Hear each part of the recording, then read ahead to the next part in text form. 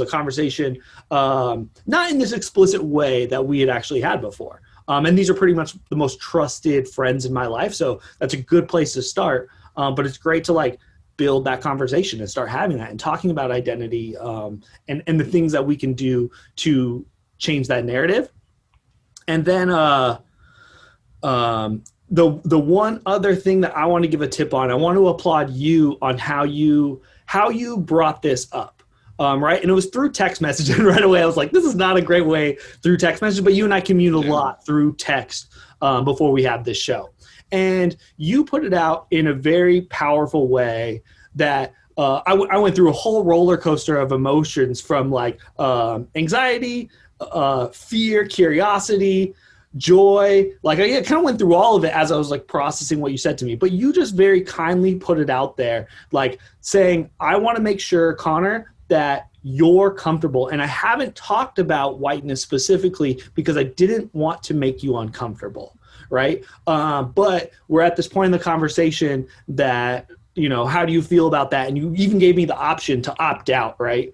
And I think that is a really good learning lesson about, if you want to have this conversation and you look more like Mr. Well-Traveled and you want to have the conversation with someone who looks more like me, unfortunately, it sucks that we have to ask that, but having that empathetic approach was so beneficial for starting that conversation. And that is a great tip. Like if you want to be proactive about that, like you have to approach this conversation with empathy, because it's intense, it's emotional. Everyone has very different experiences with this, no matter who you are, what you look like. And I just appreciate that you put that out there, that you just showed this care for me and my feelings, that I really admire that you did that. It was very thoughtful and very kind. And it led to kind of this conversation and me thinking about it the last 24 hours.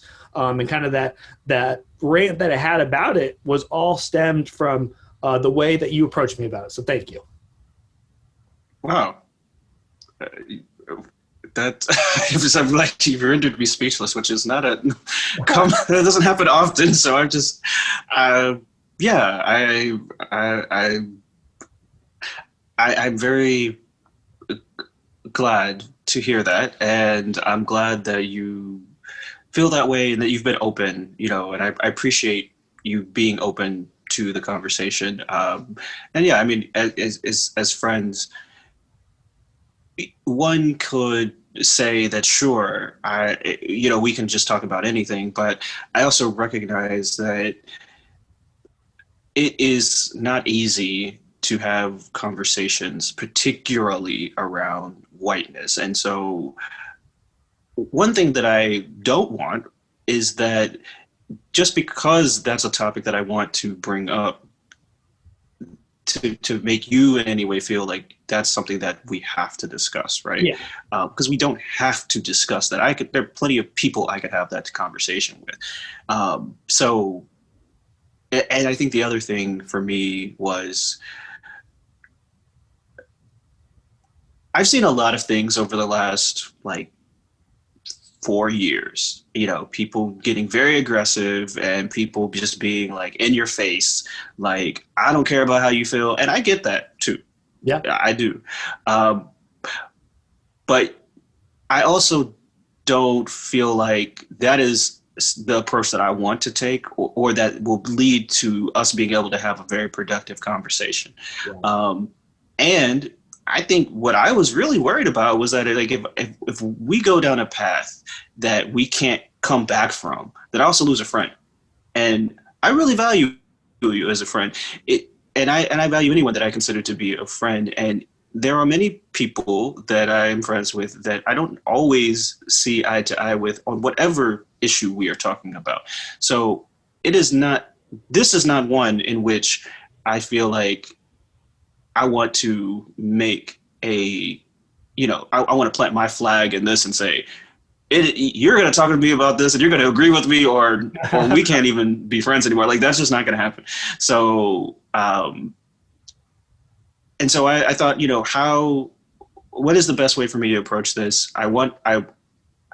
I feel a particular way about this topic, and I want to have this conversation, but I also want to do it in a way that makes you feel like you can come to the table with me, right, and Yes. be there with me in the conversation.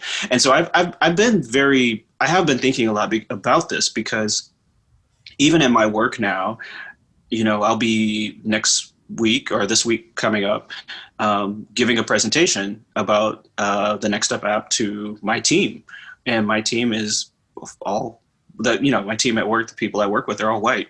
So I'm the only African American on the team.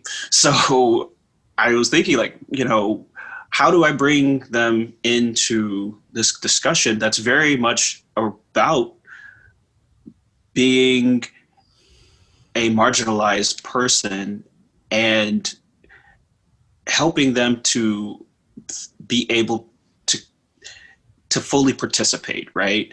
Um, I I recognize many people run from conversations like that, and so I have to learn how to do that. That's part of what I have to do, because what's important to me is that we make progress. What's important to me is that we use our platforms, whether it's in our jobs or whether it's our own podcasts or whether it's blogs or wherever we can, to continue to push for progress. And as a form of action, these small conversations matter, but also our approach to the small conversations really matter too. Certainly. And beyond just race, right? So many other things with family, with the gender discrimination issues, with economic issues. There are so many learning lessons that you can apply to a lot of conversations with how to approach people. And yeah, that's a tough situation for you to be thrust in to say, let's talk about this and address all these white people. And discuss the topic of whiteness is because white people are scared of that conversation, right? I think we've made improvements this year because of the George Floyd protests, and a lot more people have opened their minds and done more self-reflection, and that's it's a good start, but it's going to have to continue to go, because it was very clear, we learned in this election, that those conversations didn't go very deep across the country, right? Like, Yeah. it hit a lot of the major spots where there were big protests, right? I think that there was a decent impact here in Seattle, but when you look at the votes, we still had 1.5 million people vote for Donald Trump here in Washington alone. So there's a long way to go to having these conversations, and just because you're in a blue state doesn't mean that your job's over or that you've done anything really worth much that has changed. There's still a long way to go and a lot of conversations to have, and this is a small start, and I'm happy to be a part of it, and I just really appreciate that you brought it up in the way that you did.